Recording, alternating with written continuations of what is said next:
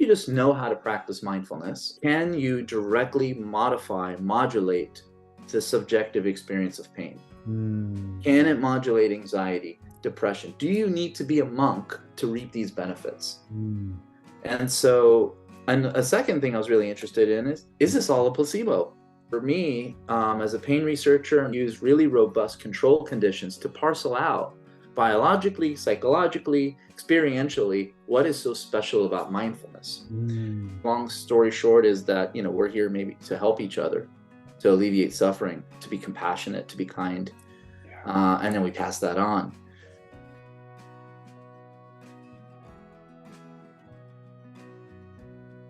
Hello, everyone, and welcome to the show. This is Dr. Al-Mashat, registered psychologist, mindfulness teacher, and founder of the Center for Mindfulness Canada.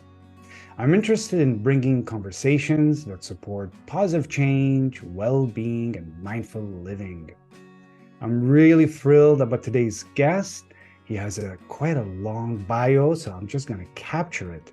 Dr. Fadel Zeidan, welcome to the show. He is Thank you.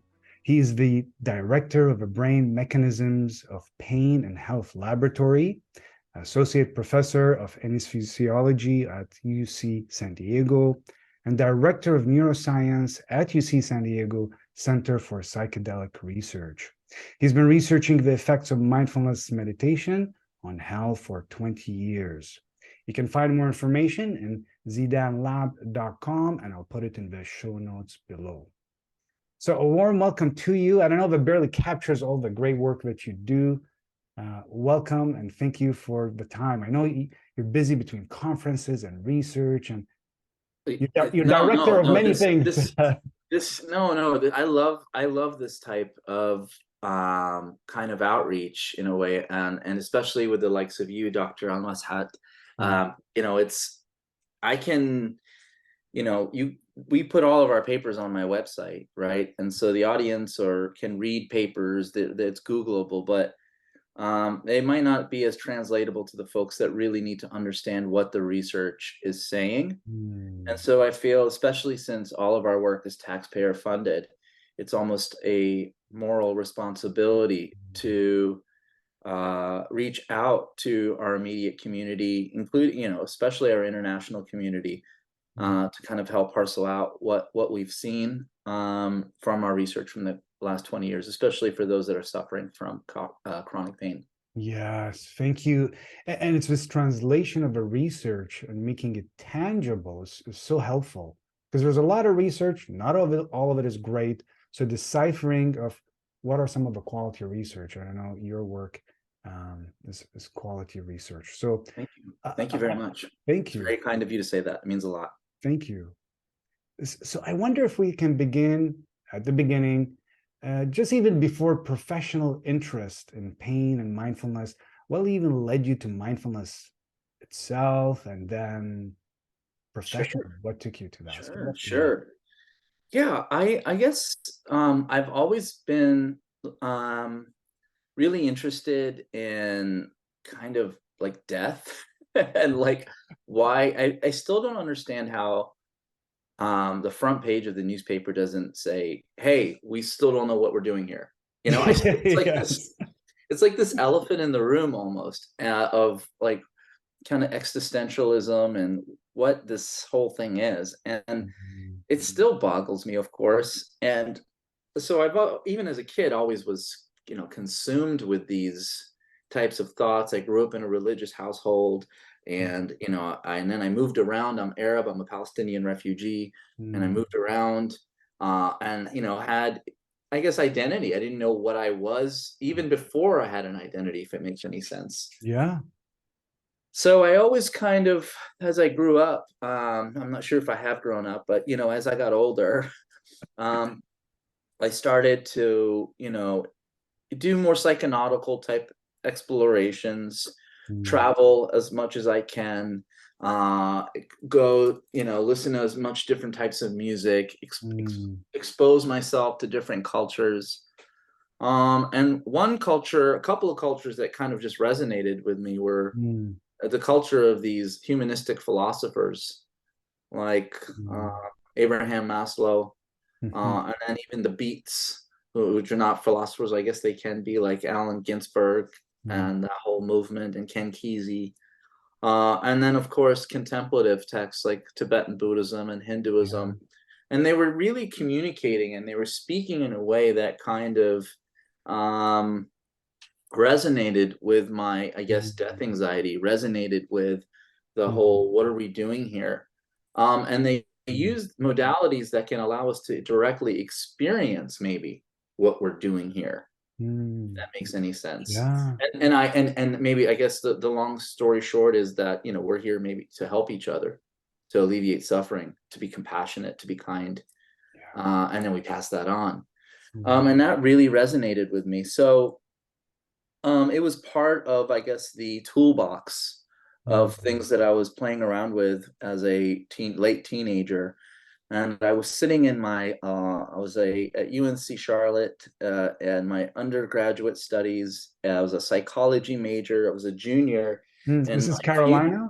yeah, in Carolina. Oh, yeah, yeah. Yeah, sorry. And my dissertation, my future dissertation chair rolls in a video cassette of a man named John Kabat-Zinn, who Ah, was like yes. a microbiologist slash shaman, that was giving chronic pain patients, patients living with chronic pain, raisins, and asking them to chew on the raisins for 5 minutes and to Yes. experience all the sensations that arise.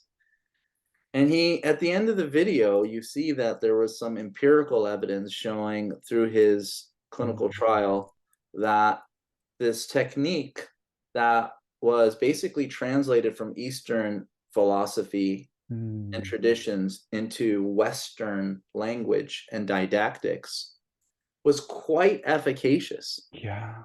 at reducing their pain, and not just the symptoms. He Mm. was uniquely impacting the individual as a whole using these techniques, and my mind was completely blown away, because it was the first time that I could see these things that I was completely enamored with, appreciating the inherent nature of reality through practice, Mm. um, could be studied as a science. And so, to the chagrin of my professors, who in 1999 said, please do not study mindfulness, it is a career killer. Oh, wow. This is How frou-frou. encouraging is that? This was it wasn't, the Wow. movement really wasn't, it was about to blow up, but Yeah. it wasn't there yet.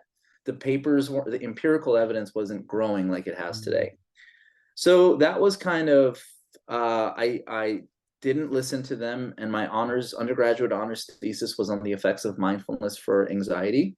Oh, you began from there. Okay. Yep, I started as an undergrad, and then studying mindfulness, and then after I got my bachelor's in psychology, it was a bachelor's of science, a BS in psychology, which is kind of what it is. You really can't do much with that. So not it's not the most lucrative degree, I think. So, That's right. It's well, not 2 years Charles, into retirement.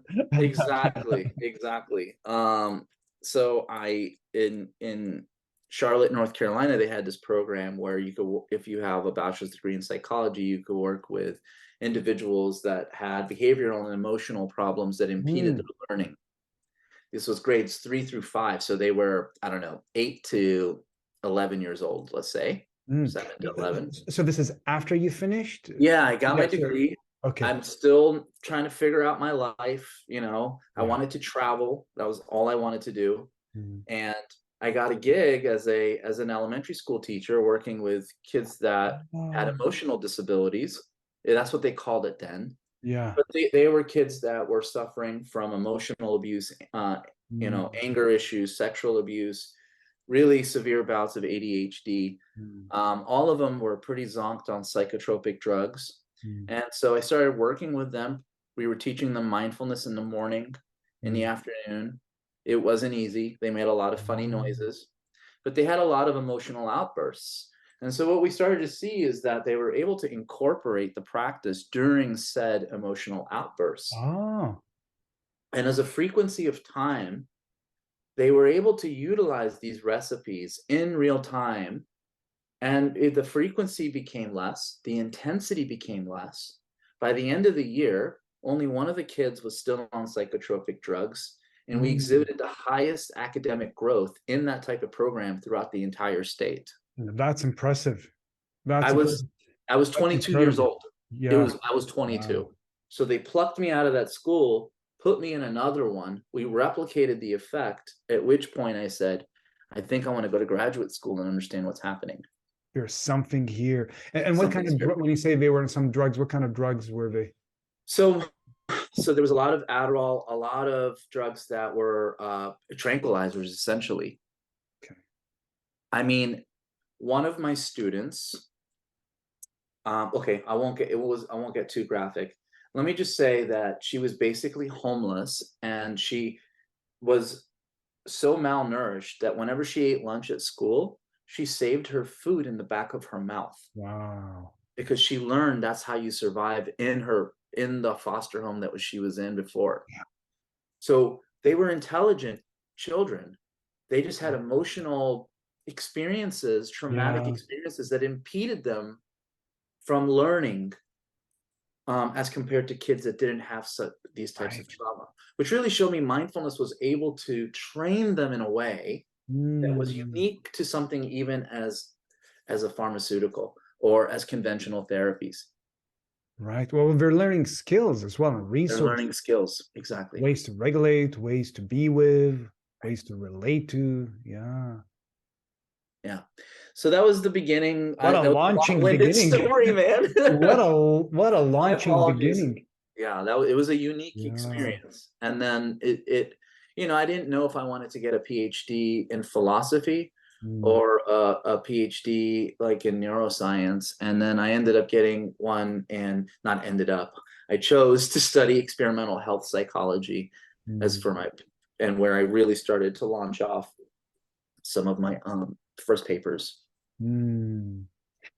And then how long after was you at UC San Diego? Sure, sure. So basically, I got two master's degree, one in philosophy, one in cognitive science, and then I decided to do experimental health psychology, which was like this emerging discipline of Mm. how our behaviors and our experiences impact our physical or psych and our well-being as a whole.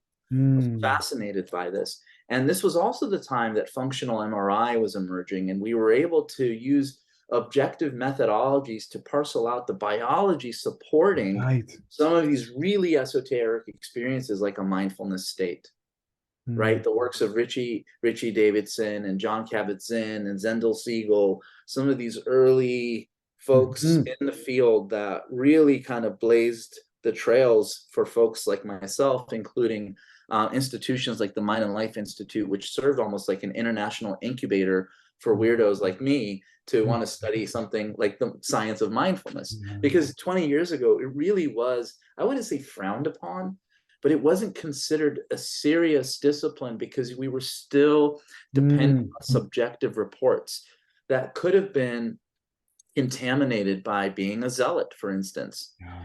I mean, if you're spending 20 hours a day in a cave meditating for 30 years, how is that the same effect as a single mother that's working 60 hours a week, Right. stressed out, trying to keep, food on the table and shelter over her head? It's so, we had to use objective methodologies like Mm. fMRI, like physiological recordings in conjunction with behavioral reports to understand how this stuff is working. Mm. So after I got my doctorate, I was really, really focused on cognition and consciousness, Mm. and I fell in love with pain. Mm. Pain is a really neat way to study consciousness because it's made up of the constellation of interactions between the sensory, the cognitive, the emotional, to make Mm. this kind of cohesive stream of being. And using different methodologies, we can kind of parcel out these different dimensions and see how is this impacting my moment to moment experience and the clinical component of chronic pain. So I started Mm. comparing mindfulness training, very brief bouts of mindfulness training. It Mm. was a bit antithetical to the long-term trainings because being in the South, it was a different population. Mm. We didn't call it meditation. Right. There was a lot of religion that was a major turnoff if you tell them this is a Buddhist Right. practice. And they certainly didn't have the time or money to invest 8 weeks, 10 weeks in a manualized intervention. Right. So we said, okay, let's make this as American as possible. how, how fast can we deliver this technique That's to right. see the benefits? How can we supersize it quickly? Let's supersize it, put it through the drive-through, Right. and so we did 3 to 4 days of training, 20 minutes, to see if you just know how to practice mindfulness, Yeah. can you directly modulate the subjective experience of pain? Mm. Can it modulate anxiety, depression? Do you need to be a monk to reap these benefits? Mm. And so, and a second thing I was really interested in is this all a placebo? Right. There's any type of new therapy, new drug. I mean, we just went through this with coronavirus, has to go through multiple phases of placebo-controlled trials. Mm. Meditation is very susceptible to placebo effects, yet there were no trials that were using a placebo control. So it was really important for me as a pain researcher and my mentors to use really robust control conditions to parcel out biologically, psychologically, experientially, what is so special about mindfulness. Mm. So I got I landed a postdoctoral fellowship with Bob Coghill at Wake Forest University, who was one of the first people, if not the first person, to use human neuroimaging to capture Mm. pain, nociceptive processing. And he was a very serious scientist that Mm. I hope Bob doesn't hate me for saying this, that did not like meditation. It was not his thing. He was a pain physiologist, but I showed up on his front door with about $20,000 in pilot funding from the Mile and Life Institute to study meditation and pain in the brain. And he said, okay, let's do it. But we did it. I felt I was trained by him very rigorously, and I learned functional MRI. And that's where some of the first Mm. papers came out on what meditation looks like in the brain. Mm. And then I got lucky with a couple of grants Mm. and shopped around for a little bit and ended up getting my dream job at UC San Diego. Mm.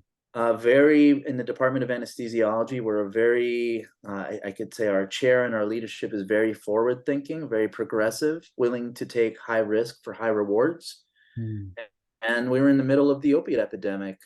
And they said, this guy seems to be using neuroscience to understand non-opioid therapies that seem to work. And Mm. it was an incredible match. And, been pinching myself ever since.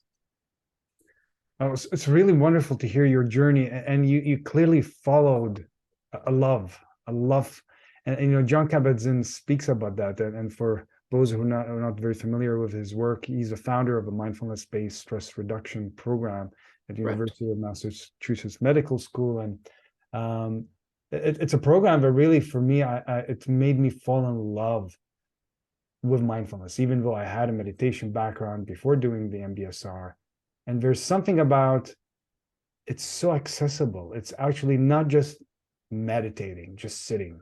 It's how do we awaken to our life. And I wonder if you can share a little bit. I have so many curiosities, but I wonder if we can begin with in terms of well-being before we look at pain. Sure. What would you say some of the more recent research about how can mindfulness support well-being? What are some Oh, well, we're gonna need 5 hours? we're gonna need a lot. Right. Well, so I guess we could start with, does mindfulness improve well-being?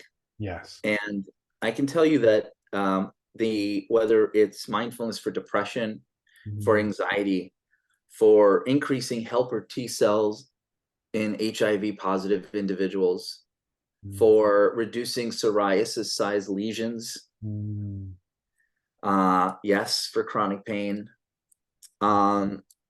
These are all disease type conditions, and Yes. mindfulness Yeah. works very well in producing durable, long-lasting, and mind I add, self-facilitated Right. improvements in these disease type conditions. Mm. But there is emerging work that also shows that there's some resilience in healthy individuals if you practice, that it can cultivate psychological resilience. Right. that can as Alyssa Apple's work shows, can translate to longer telomerase activity. Mm, So these are your, basically your genetic markers of longevity and well-being. mm, And so what we can deduce is that mindfulness is analogous to physical exercise, but for mm, your brain, for your mind, if you will. And the brain mm, is the organ of the mind. And so for as long as, until recently, we just had to basically tell people using self-report that they feel better from mhm. practicing mindfulness. But that's just a subjective report. There wasn't, Right, you can't see a brain muscle grow, right. right? You couldn't. You just had to take their reports. And it And now, feels good, kind and of, it yeah, feels good. I yeah. could tell you it feels good all you want, right? But that's not going to be convincing enough from an empirical standpoint. Right. If you're working out a bicep and you continuously work it out over time, you don't need a microscope to see that the bicep is getting bigger. The Right, individual is saying, I feel stronger, and the bicep is also stronger, right. You can which was measure. it's a measure. It's an You can measure explicit. the biceps. Yes. Exactly, Right. exactly. So that was a big explanatory gap for Mm, mental training. And now, with mm, empirical evidence, whether we're looking at telomerase, whether we're looking at brain scans, when we're looking at just resting breathing, we're looking at heart rate variability, or you're looking at mm, inflammatory markers, we see that mindfulness produces significant enhancements across all mm. those biological markers that course of well-being that correspond with the subjective reports of well-being, Oh, right? It's not only looking at the blobs, it's like, what's that actually covary with what kind of experience? mhm, So what we see is that mindfulness is likely increasing our ability to control our thoughts mm, and our ability to regulate our emotions. And if we can do that, it mm. inhibits the exacerbation of our day-to-day lives, or the stress effects on our well-being on our day-to-day lives. Mm. And that's been pretty clear. It's not a silver bullet either. Right. I just want That's to be what clear about that. It that's has what I share with people too. Nothing is a magical thing. it's Yeah. always got to be multimodal, and Mm. there is a use it or lose it component, just like working out a bicep. If you stop working out, there will be atrophy, right? And so but what was cool with mindfulness is that the effects continue to get Mm. stronger if you keep doing them. Where other more conventional therapies, you'll start to see a plateau or Right. habituation effect, right? Yeah. And the evidence has been not as clear because longitudinal assessments are needed right now, Mm. but that with more training, we don't actually see a plateau. The Mm. effects continue to evolve, if you will, Right. to Right. where the state of meditation cultivates more into traits. Mm.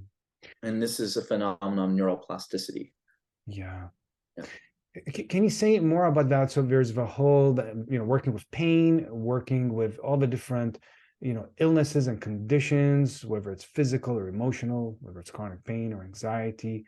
But there's also the state and trait you're describing. There's Mm. something about optimism, happiness. Like it's not just getting rid of the bad stuff, but actually it's also enhancing quality of life and joy, happiness. Is Sure. there mm, Well, recent research as it well?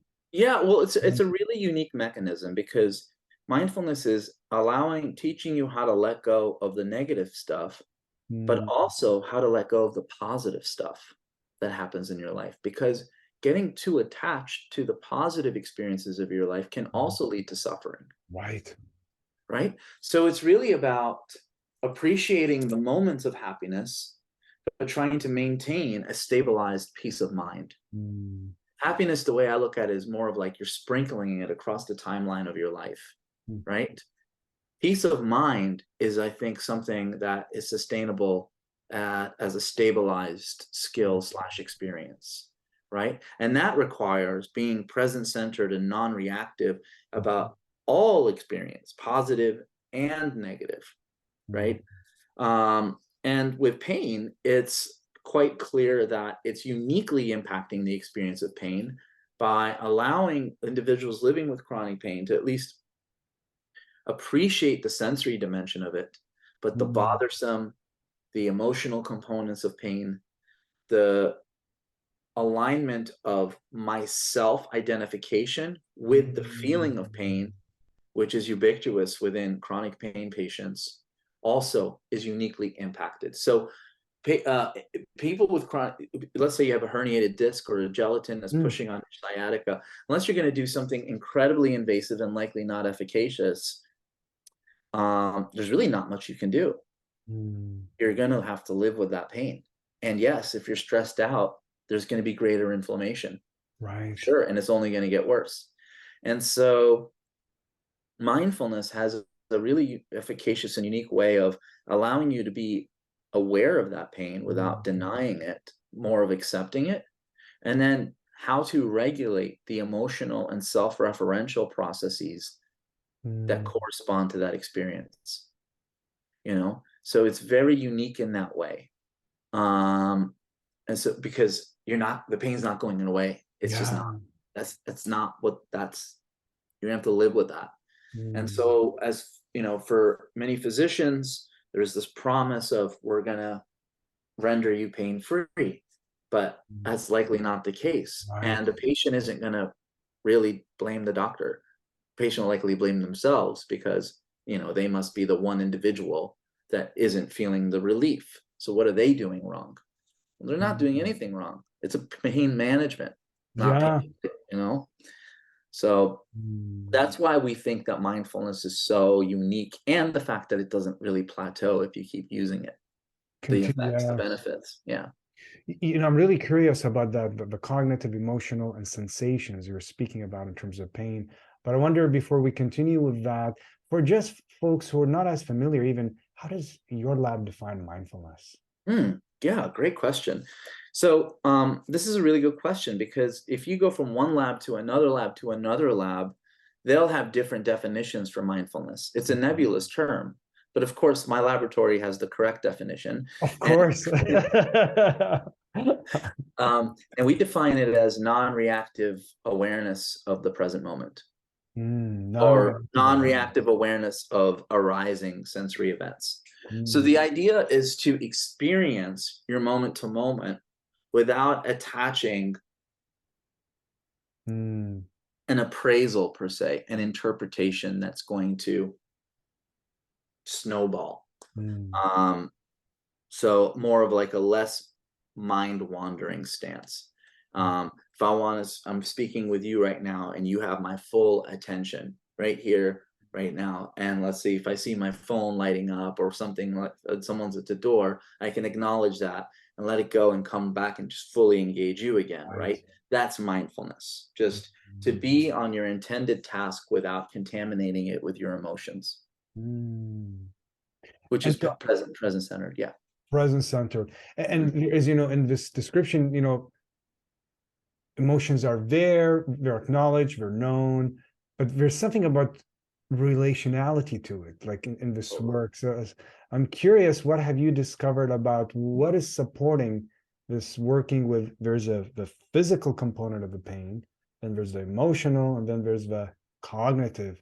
And they can really be a vicious cycle with chronic Absolutely. pain, whether even concussions. I work with many people, and concussion and the symptoms can be so lasting. As one example of chronic pain. Absolutely. Yeah. Well, we measure pain intensity and pain unpleasantness, two different dimensions behaviorally. Mm, And in every study that we do, and actually any other mindfulness study on pain that's ever been done, the unpleasantness modulation reductions is significantly more than the intensity, always. mm, And that's likely not the case for like opiates. mm. That's if for acute pain, at least opiates don't work for chronic pain. I mean, I don't want to say that out loud. I'll probably get a flurry of emails about that. Yeah. The evidence has showed that opiates don't work for chronic pain. Okay, so it's not my opinion per se. Mm, Um, but so that's how we separate it behaviorally. In mm, the brain, what we see is that mindfulness is mindfulness based analgesia is being driven by a decoupling of pain related areas mm, and areas that are more involved in processing self-reference. Mm. So a decoupling between the value of the pain experience with the relation of who you are as a person. Mm. Because a chronic Can you pain give us an patient, example of that? sure. Yeah. So a chronic pain patient's moment-to-moment experience is full on their pain, from Yeah. social, from sensory, from cognitive. So from the if they're laying on even on the couch and they want to grab the remote control to change the Yeah. television channel, an individual living with chronic pain thinks about every single step they have to take. Is it worth it for me to evoke my back pain to go get that remote? So Mm. they've developed this fear conditioning phenomenon, fear Yeah. of movement phenomenon. So they'll favor one side more than another, even though there might not be a flare, but they've just adjusted that way to avoid the avoidance right there, the pain avoidance type of Yes. process. So that's their moment to moment. Socially, they can be invited, let's say, to the company picnic, right? Mm. And this individual would then say, okay, is how embarrassing is it going to be when they're going to want to play volleyball and I can't raise my hand? So there's like, I don't want them to see that. Or are they going to see me grimace when I come out of the car? Mm. Okay. And so over time, these types of maladaptations snowball Mm. and builds, metamorphosizes into this multimodal kind of snowball that is Yeah. chronic pain. And make life smaller too. Like it shrinks life as Exactly. you described. Yeah. Exactly. And that only exacerbates it because they become more sedentary, more depressed, and Mm. at some capacity, some will find ways to escape, Yeah. right? And so mindfulness may be able to work, but because it's self-facilitated, to inhibit the acute exacerbations of the pain. We have this paper we're about to submit that shows that meditation can work to immediately reduce low back pain, like Mm. evoked low back pain, like radiculopathy. Mm. And if it can be used to immediately reduce evoked pain, would that stop the snowball effect? Mm. Right? And so that's self-facilitated. The other piece is that it'll show you that all the comorbid issues, the social, the fear conditioning, all those Yes. things can be targeted by this one practice. By Mm. realizing that, oh, this is all in my head, this social embarrassment issue. That's crazy. I just can just say I don't want to play volleyball, big deal. Or hey, you know what? I'm just going to breathe through this pain while I go get my remote. Mm. Where this phenomenon in chronic pain called learned helplessness, where over Right. time, right, you build this helplessness appraisal system, starts to also become reversed. Yeah.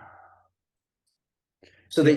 they end up learning how to take control of their own lives. Mm.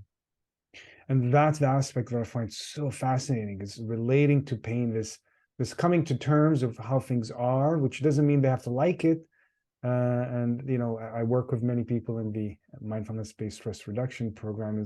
It's one of the most beautiful things that I get to experience. And when people transform as they work Yes, with their things that feel so solid, it's like nothing will get better. And the physical part may not get better, but how can we work emotionally, cognitively with it, which actually influences a reduction of the physical too. absolutely. And the It all truth, works to feedback, like it's you were quite saying. amazing. Yeah. Something about pathways, about opioid pathways and how mindfulness, I find that interesting. Can you say a Yeah, little bit about sure. that? How actually it's a different pathway in the brain. So, uh, Sure. Yeah. Yeah. Yeah. So you know, we using the opiate antagonist naloxone. Naloxone, it blocks the body's opiate receptors from receiving endogenous opiates. When if you stub your toe, hit your head, mhm, your body releases a cascade of endogenous opiates to reduce the pain. We have this system. It's part of our evolution.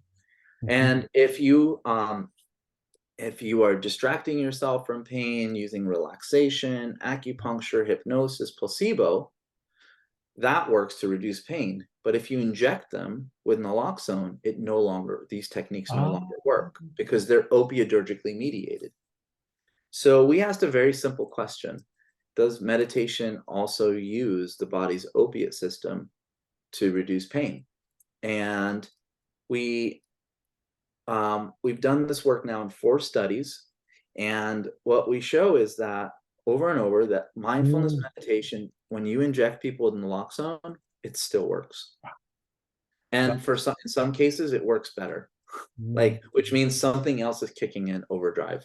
mm, We don't know what the neurotransmitter system is, but we know it's not endogenous opiates. We created a placebo mindfulness technique called sham mindfulness mm, meditation. We now call it non-mindfulness meditation, where individuals, it's kind of like a pranayama practice where they're just taking deep breaths. mhm, They're told they've been randomized to the mindfulness intervention, sit with the same posture. Everything else is matched to the genuine intervention, except the explicit instructions to mhm. focus on the changing sensations of the breath. So they're just taking deep breaths, but not doing the whole Yeah, non-reactivity. awareness piece. No, no, yeah. Exactly. And that works for pain over and over, it works really well. But when we inject individuals with naloxone, it doesn't work anymore. Oh, interesting. So something about being mindful, uniquely mindful with this unique reappraisal of not being non-reactive, is not engaging the body's opiadergic system to reduce pain, which is complementary to our brain imaging data that shows that mindfulness is using a novel subset of brain mechanisms to modulate pain. So the endogenous system kind of matches what we're seeing in the brain as well, or the lack of opiate endogenous involvement. Right. Yeah, This is phenomenal research because it really answers a question that I often get is, well, I can go and relax or go sit on the beach or do some relaxation things. And wouldn't I get the same benefit of mindfulness or, some of the skills for mindfulness-based stress reduction? It wouldn't be the same. Or I do like progressive muscle relaxation, which is really helpful. I teach that as totally, well. But totally. there's something about the skill of mindfulness that's different than just relaxation. I agree. Relaxation is so helpful. It's great to relax, but that's not what we do when we do the practices. The goal is not let's relax. Exactly. Right. And anyone that's practiced mindfulness knows that it's sometimes not relaxing at all. Right. You know, Right. which is an opportunity for you to learn how to regulate, Yeah. right? It's like, okay, here's my test. Here's my opportunity to practice mindfulness, Mm, especially when you're having a rough day or you're super bored or you just can't stay mm, awake during your practice, or you're just too fidgety or whatnot.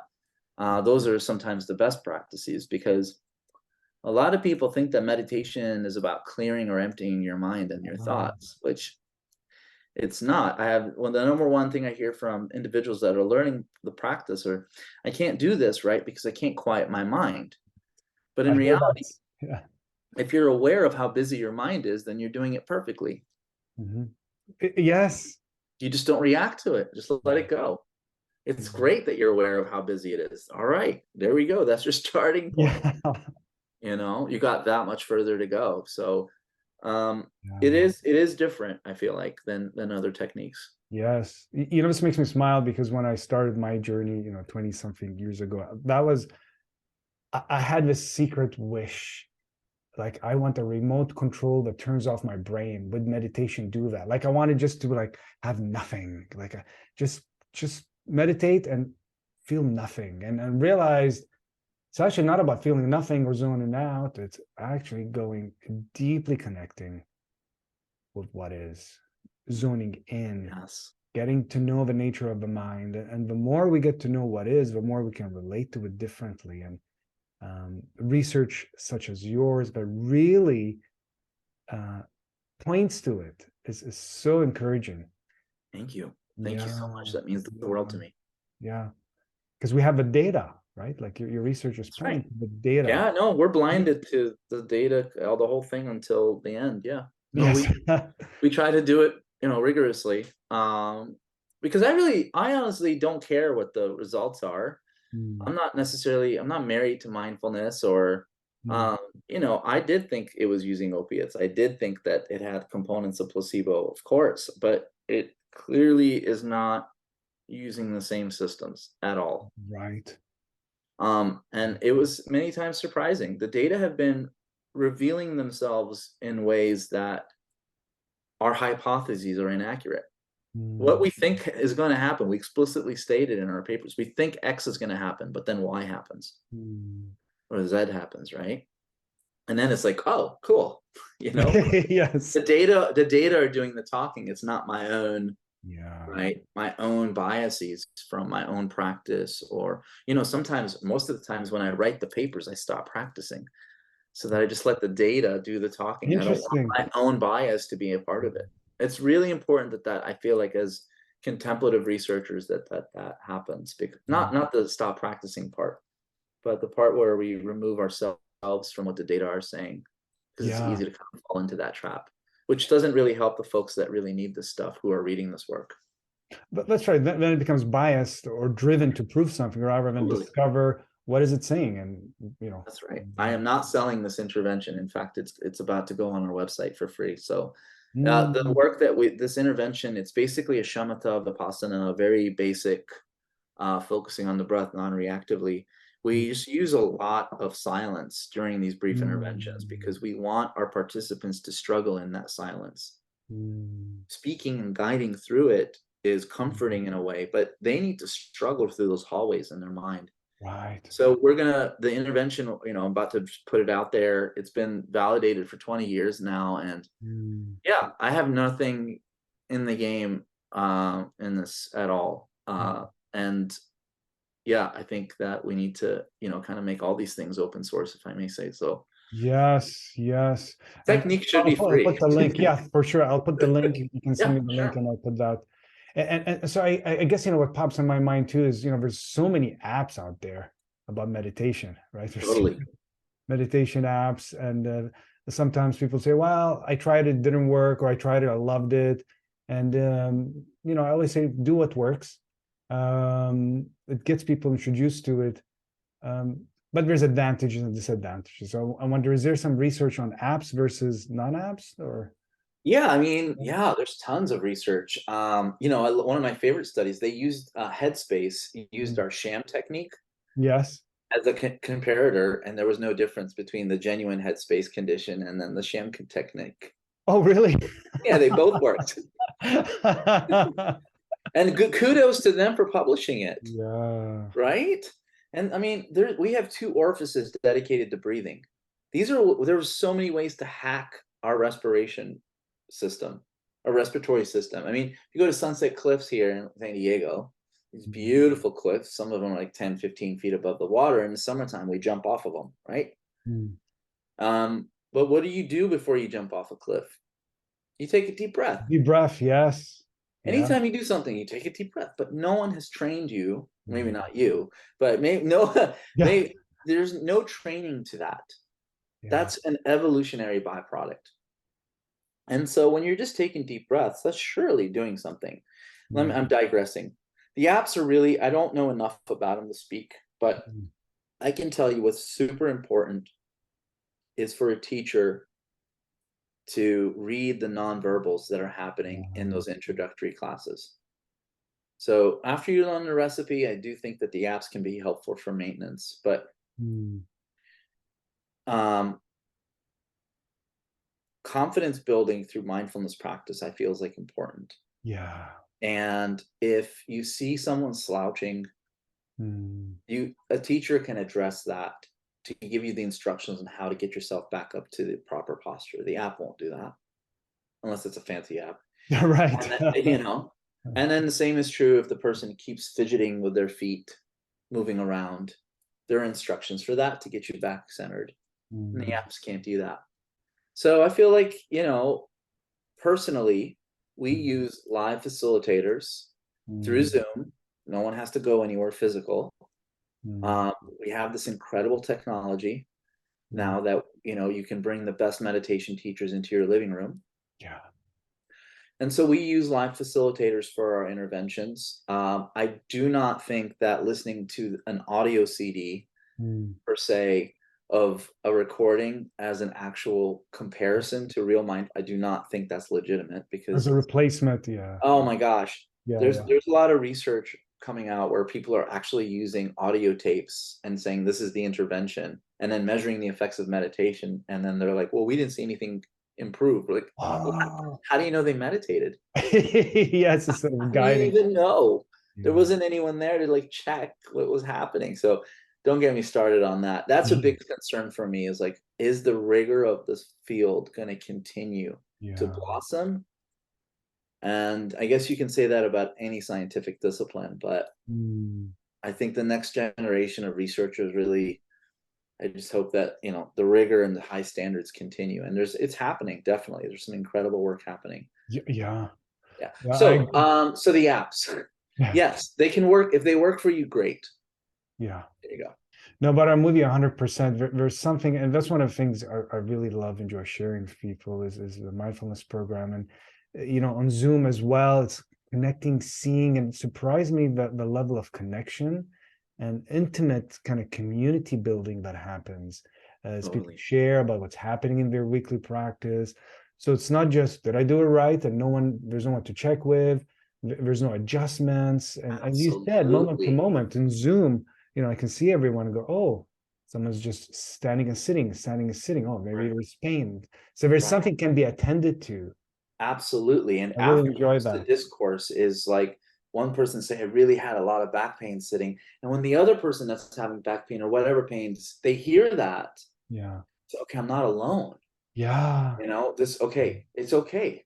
And this person says, so what I did, I just sat up and I restarted my practice. And Right. people can hear this. It's almost like an observational or modeling type learning process. Yes. It's very important, the Sangha, I think. Yeah. Yeah. Um, Community so, with you. but you don't need to be the monk, I guess, to reap the benefit. Right. Yeah, that's the take home here. That's the good news. That's the good Yeah, news. Yeah. yeah, I really feel like I need 3, 4 more hours of conversation with you, at least to start, and I know we're just arriving at the end, and you have something else as well that you need to go to. So I want to be respectful of your time. thank And you. I'm wondering, is there anything else in terms of in your mind that you want the viewers to know, whether about mindfulness or if they haven't started one, to just give it a chance or anything else? Yeah, absolutely. I would say take the pressure off yourself. Um, Give yourself a minute, even if you can, a day of just feeling where the breath is, and starting from there. Prescriptions of 25 minutes a day or this and that, you could, that could work for some folks. But in reality, if you can just give yourself Mm, some moments of silence to honor mm, yourself, the gift that you have to this life, mm, that it can likely improve your hour, maybe your day, and then it starts to build. And so that's what the data are showing us, is that really even the first time people meditate, because all of our participants are meditation naive. mm. The first time you meditate, we see across all of our experiments about a 22% reduction in state anxiety, Wow. just 15 minutes. And that's like, like a benzodiazepine, Yeah. Right. right? And so if ever life is getting overwhelming, you have this tool that we've kind of been presented with Mm, that we can hack and use without being an incredibly skilled meditator, if there is such a thing. right. Mm. Well, thank you for the wise words, Yeah, for sure. truly for your expertise and for your generosity of time and sharing. And I Thank really you. enjoyed this conversation, and would love to have more of those with you as well.